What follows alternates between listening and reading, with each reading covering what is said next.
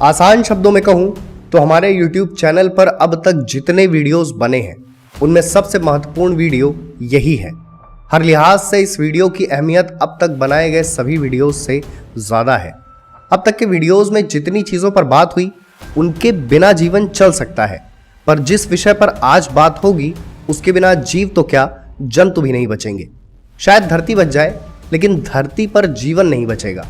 आप शायद नोटिस न करते हो, ये वीडियो शूट करते हुए हम कई रीटेक लेते हैं और जितने रीटेक होते हैं उतनी बार पानी पीते हैं।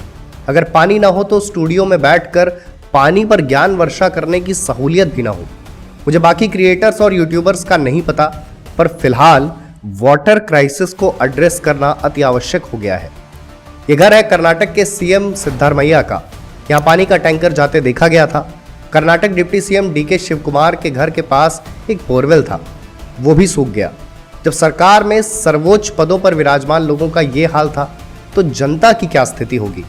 बेंगलोर देश की तीसरी सबसे आबादी वाला शहर है। आईटी हब कहा जाता है। शानदार मौसम और खुशनुमा माहौल के लिए जाना जाता है। यहाँ के हालात अच्छे नहीं हैं। ये बच्चा मेरा पोता, इसकी सोने के लिए पानी नहीं है, चड्डियों से कपड़ों से मैं पोंछती हूँ। मीम पाकिस्तान का है, पर यह हालात बेंगलोर के हैं। बेंगलोर में शासन की तरफ से नियम जारी किया गया है कि आधी बाल्टी पानी से टॉयलेट धुलें और आधी बाल्टी पानी से नहाएं। हफ्ते में सिर्फ 2 दिन गाड़ी धुल सकते हैं और इन नियमों का पालन न करने पर 5,000 रुपए का जुर्माना लगेगा। कर्नाटक के 7,000 गांव, 1100 वार्ड और 220 तालुका या तहसीलों पर जल संकट है। क्योंकि बेंगलोर प्रदेश का सबसे विकसित, आधुनिक और जनसंख्या वाला शहर है, इसलिए यहाँ का जल संकट सुर्खियों में है। जो टैंकर 1,000 रुपए में मिलता था वो 1,500 में भी नहीं मिल पा रहा है। पर ऐसा क्यों हो रहा है? स्थितियां इतनी बदतर कैसे हो गईं? शुरू करते हैं एकदम शुरू से। 1961 में बेंगलोर में 262 झीलें थी और शहर का 70% इलाका हरियाली क्षेत्र था।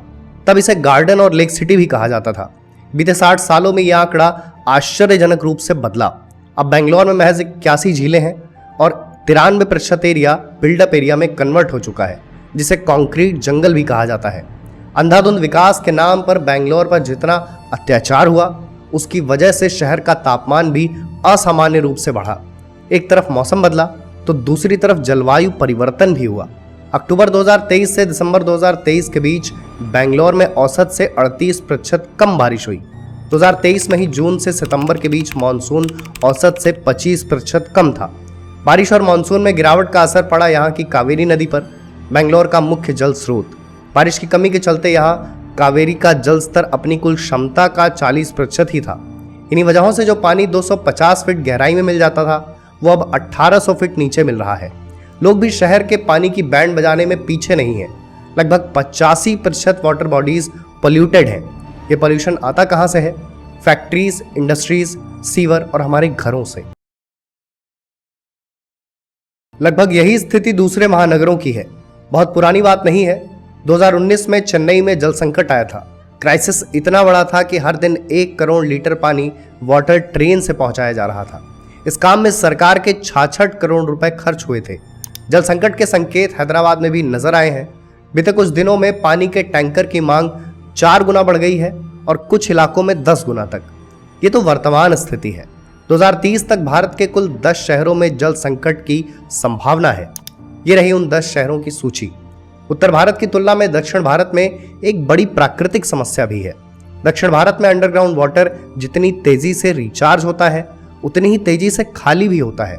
उत्तर भारत में अंडरग्राउंड वाटर रिचार्ज होने की क्षमता काफी अलग है। यहाँ अंडरग्राउंड वाटर देर से रिचार्ज होता है और काफी देर तक टिका रहता है। इसलिए उत्तर प्रदेश और बिहार जैसे राज्यों में कम बारिश के बावजूद जल संकट उतना गंभीर नहीं होता। वहीं कर्नाटक और तमिलनाडु जैसे राज्यों में कम बारिश के बाद जल संकट गंभीर रूप ले लेता है। जब यही आंकड़े उत्तर और दक्षिण भारत को साथ रखकर देखे जाते हैं तो चिंता और बढ़ जाती है। दुनिया की 17% आबादी भारत में है और यहाँ दुनिया के महज 4% फ्रेश वाटर रिसोर्सेज हैं। यानी देश में पानी की डिमांड और पानी की सप्लाई के बीच अच्छा भला फासला है। हमारे देश में पानी की किल्लत के चलते हर साल 2 लाख लोग अपना दम तोड़ देते हैं। हमारे देश में हर दिन 5 साल से कम उम्र के 500 बच्चे डायरिया की वजह से मर भी जाते हैं। 2018 में नीति आयोग ने समग्र जल प्रबंधन सूचकांक, अंग्रेजी में कंपोजिट वाटर मैनेजमेंट इंडेक्स जारी किया था। इसका लक्ष्य समझना था कि राज्य और केंद्र सरकारें पानी बचाने के लिए क्या पहल कर रही हैं। इस इंडेक्स कम रिपोर्ट के मुताबिक भारत अपने इतिहास का सबसे भयावह जल संकट झेल रहा है। लगभग 60 करोड़ लोग इससे सीधे तौर पर प्रभावित होते हैं। इसी के अंतर्गत नीति आयोग ने जल गुणवत्ता सूचकांक भी जारी किया था, जिसमें भारत 122 देशों की सूची में 120वें स्थान पर था। आसान भाषा में कहा जाए तो भारत का 70% अंडरग्राउंड वाटर कंटेमिनेटेड यानी दूषित है, जबकि भारत दुनिया का 25% भूजल उपयोग करता है। सबसे ज्यादा दुख और निराशा तब होती है जब हम ये समझना शुरू करते हैं कि ऐसे ही चलता रहा तो भविष्य में क्या होगा। 2030 तक देश की 40% आबादी के पास पीने का पानी तक नहीं होगा। तब तक पानी की आपूर्ति पानी की मांग से ठीक आधी हो जाएगी।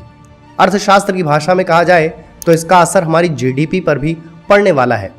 पानी की किल्लत का असर खेती, खाद्य पदार्थ का उत्पादन, कपड़ा उद्योग और थर्मल पावर जैसी इंडस्ट्रीज पर भी पड़ने वाला है। सिर्फ कृषि क्षेत्र की बात की जाए तो 2050 तक धान की खेती 20% तक गिर जाएगी और 2080 तक 47%। आलम यह है कि आज तक हमारे देश में एक सुचारू अंडरग्राउंड वाटर सीवेज सिस्टम नहीं है। वाटर कंजर्वेशन के लिए प्रोमिनेंट मेजर्स तक नहीं है।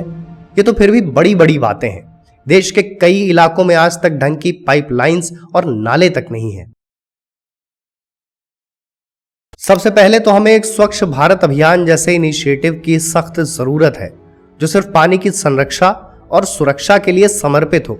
जिस तरह स्वच्छ भारत मिशन की गाड़ियां घर घर जाकर कचरा बटोरती हैं, जिस तरह लोगों को सही तरीके से और सही जगह पर कचरा फेंकने के लिए प्रेरित करती हैं, ठीक वैसे ही जल संकट के लिए भी देशव्यापी अभियान चलाने की सख्त जरूरत है। सरकार जल संकट का सामना करने के लिए बहुत सी योजनाओं पर काम भी कर रही है, जैसे जल संरक्षण के लिए मनरेगा, जल क्रांति अभियान, राष्ट्रीय जल मिशन, अटल भूजल योजना, जल जीवन मिशन और राष्ट्रीय स्वच्छ गंगा मिशन।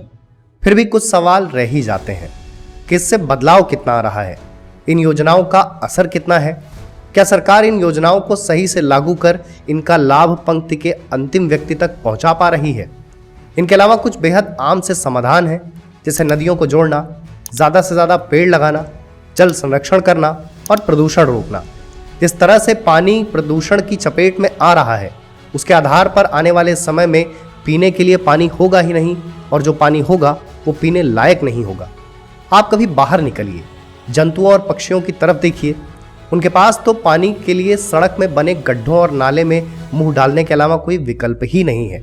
उनके पास तो शिकायत करने के लिए जुबान भी नहीं है, विरोध प्रदर्शन और अभियान चलाने के लिए बुद्धि नहीं है। वो नहीं समझते कि संविधान के अनुच्छेद 21 के तहत जल को एक मौलिक मानव अधिकार माना गया है।